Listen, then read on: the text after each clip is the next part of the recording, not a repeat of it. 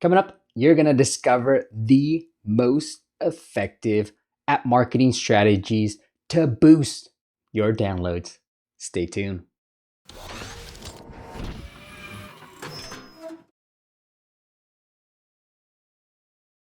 What is up, App Nation? It is Steve P. Young, founder of appmasters.co, the place you go when you want action-packed content. And today I want to talk about all the different app marketing strategies out there. I know as you're planning your launch, you're kind of figuring out which one you should focus on. Is it PR? Is it an Apple feature? Is it influencer marketing, ASO? Which one is going to give the biggest bang for your buck?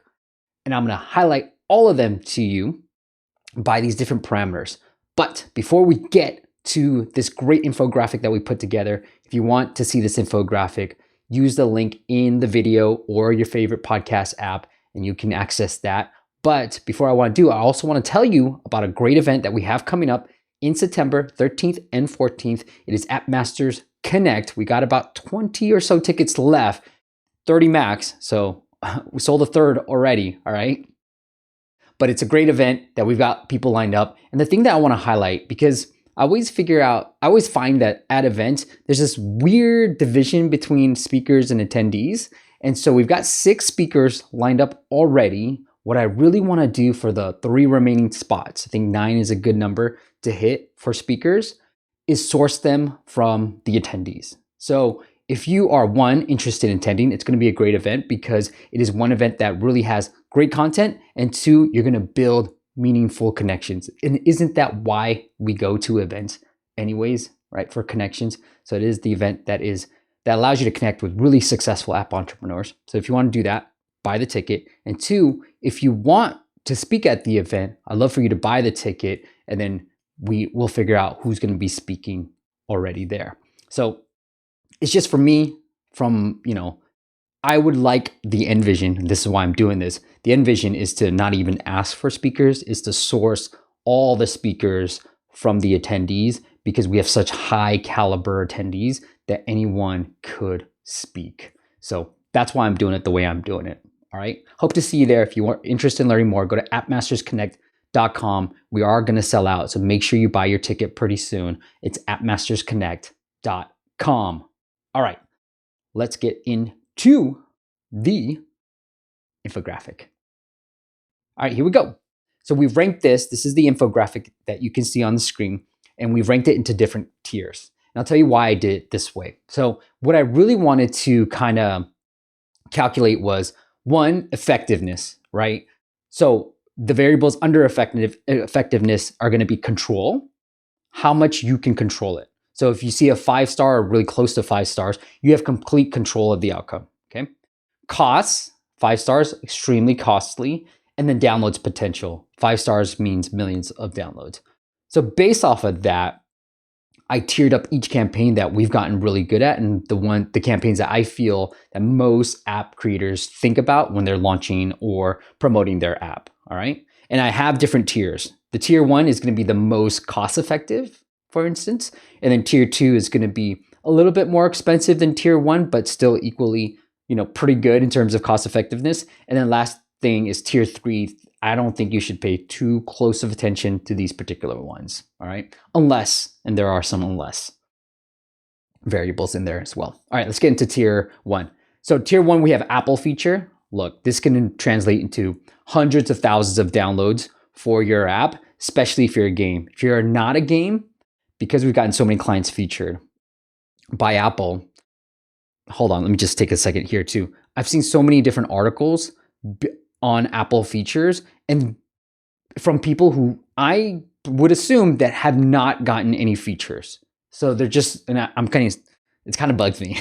But anyways, like our strategies, we've gotten 12 of our clients featured by Apple and 3 in May, like homepage features, right? 3 in May. So I'm telling you from experience, not just reading other people's blog posts, that from a control perspective, I would say you're probably in good control, meaning you got to create a good app. And then there's enough strategies out there to get in touch with Apple. So let's give it a 3-star. You don't have complete control, but you have some control. Cost-wise, it doesn't really cost anything to try to get a feature. You can look back into our playlist, and I'll link that up as well. But we have a YouTube playlist about all our Apple feature strategies that you can check out. Definitely check that out. But cost-wise, it's not very costly, right? And then downloads-wise, it can get to 600,000, six-figure downloads, 100,000 plus for games.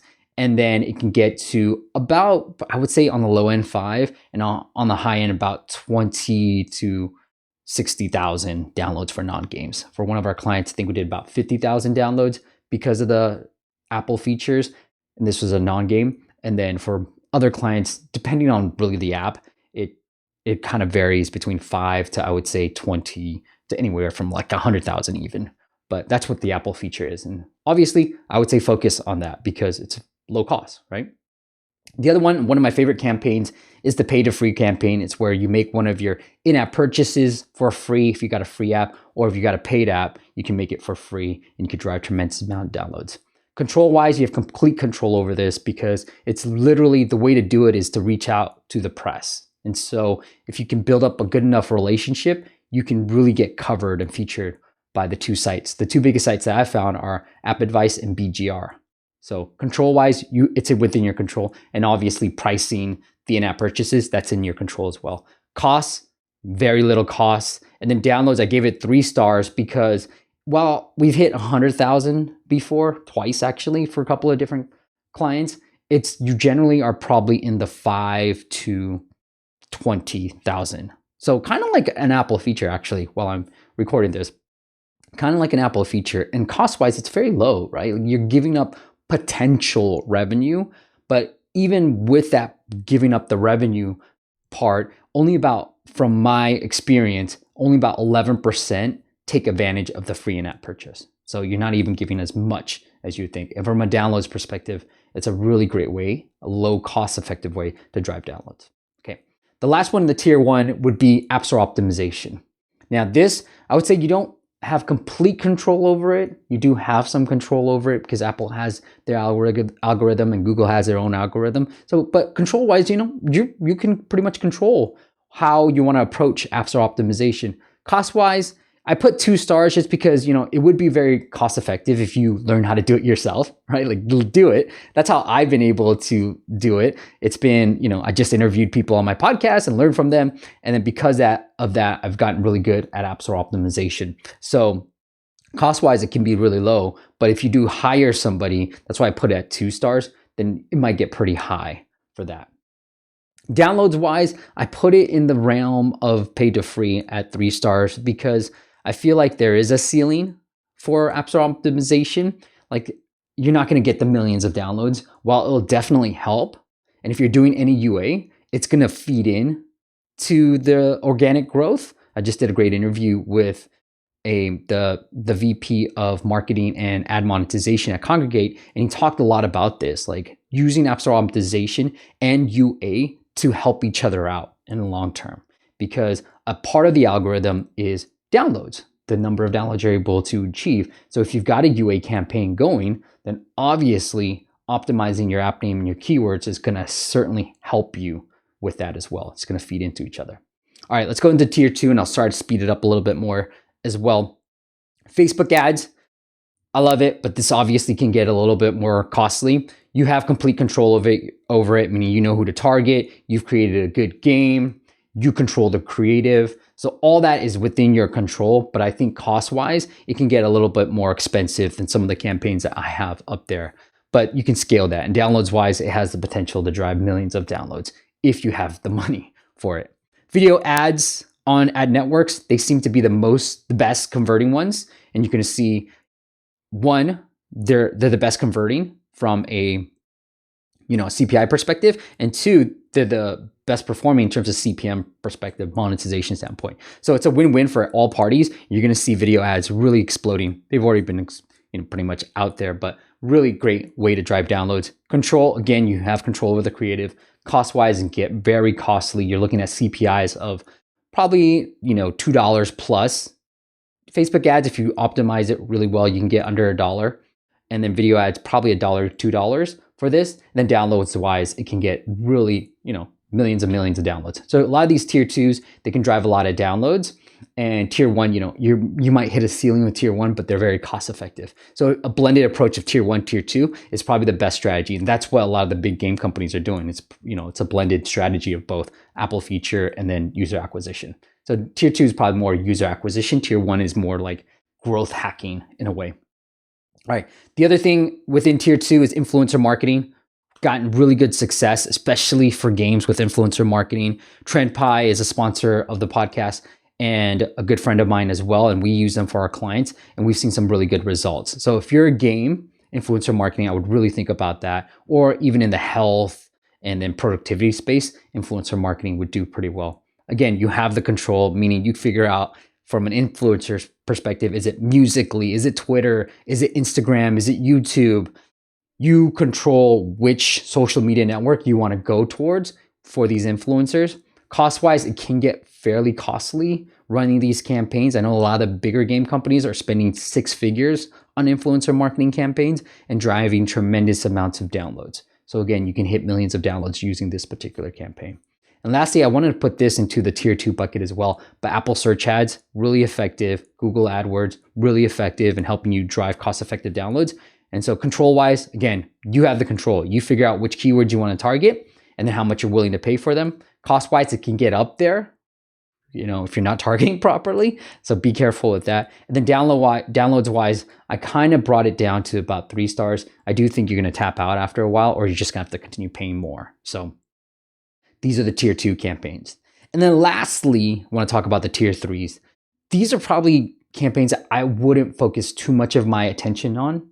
All right, because we've gotten really good at this. So Product Hunt is one great site for press, it's like a Reddit or a Dig, but for products. Really cool site. I've gotten, I did about, I think it was $3,000 or $5,000 for my ebook. This was early on in Product Hunt days, but that was an ebook that was hunted on Sunday. Actually, we hit number 1 and so forth, but it brought in a good amount of revenue on Product Hunt. So really good. But I feel like, with Product Hunt, one, you have to know a moderator. So it's beyond your control, right? That's why I have it as 2 stars.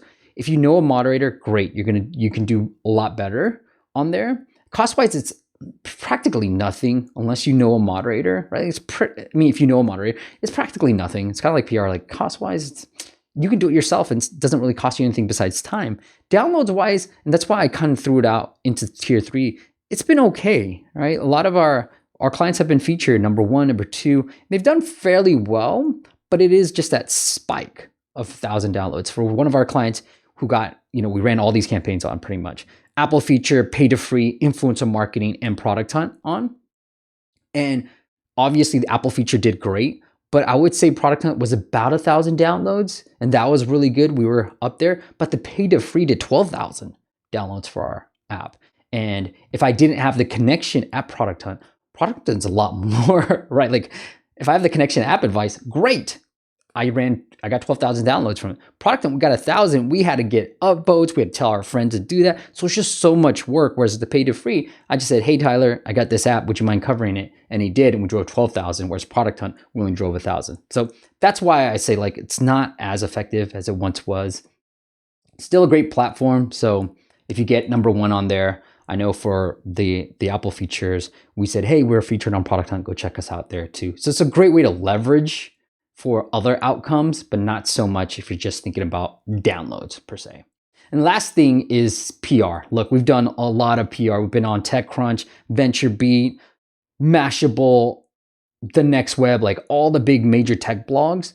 And the way I put this on, even Pocket Gamer and Touch Arcade for games. So we've been on all these major sites. And the one thing that I don't like about press is control-wise, you have very little control. It's kind of like Apple, right? You have very little control. It's editorial. So you're pitching somebody, reporter, editor, and so forth, to say, hey, look, my app is pretty cool. Do you think it's cool? And if they think it's cool, then they'll feature you.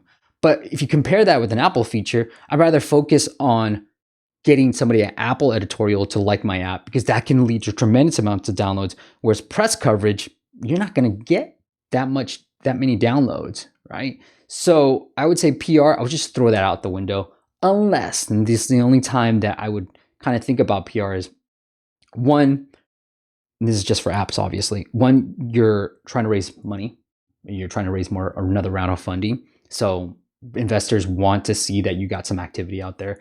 That becomes important. And then 2, you got a long-term play, meaning you're in this for the long haul and you're trying to build a brand, right? You want to build a brand for yourself. And that's where PR comes into play. I want to be able to brand. But if you're an indie, you're like, I don't give a crap about brand right now. I just want downloads that I can turn into users and users into revenue. And that's all you're focused on, then don't worry about PR. PR is really for the bigger guys who are trying to build a brand. And that's who we target when we're really thinking about PR. So that's it. Those are the 3 different tiers. If I miss something, let me know and say, hey, Steve, what about this particular campaign? I'm happy to redo this infographic. But for now, these are things that we've gotten really good at. And these are things that I've heard just from people. But for the most part, these are things that we have experience with. And that's why I'm able to put them into different tiers. Unlike other people, I'm telling you from being a practitioner, not just reading other blogs as well. All right, guys, if you are enjoying this content, if you want another level on how to execute every single one. So what I'm doing is opening up our playbook, and I've opened up before and it seemed like it was too costly for most people. And I get it, right? And I think at $1,000 to $3,000, like at that price point, you're probably thinking about, hey, can I just pay you, Steve, to execute on it? So what we're doing is making it really, really affordable. It's going to be a monthly fee. I haven't figured out pricing exactly yet, but it's going to be a monthly fee under $100 per month. If you want access to it, it's in pre-order mode right now, but if you want access to it, it's coming out after the 4th of July week. So if you want access to it, go to appmasters.co/playbook and sign up to be on the special invite list where you get that special pricing when we launch. All right. So appmasters.co/playbook, it walks you through our Apple feature strategy, how to do the pay to free strategy, which I'm updating that course on, our complete ASO strategy. So literally tier 1 is all in there for you. Tier 2, we've got the Facebook ads, we've got influencer marketing courses on there as well, and even Apple search ads. That's in tier 2. And tier 3, I have my PR and product hunt courses. If that is something that is relevant to you, we have those courses as well. So if you want access to all that for one low monthly price, my phone just went off, it's appmasters.co/playbook. And lastly, the Santa Cruz event, if you want to check it out, it's appmastersconnect.com. All right, guys, I'll see you next time. Bye.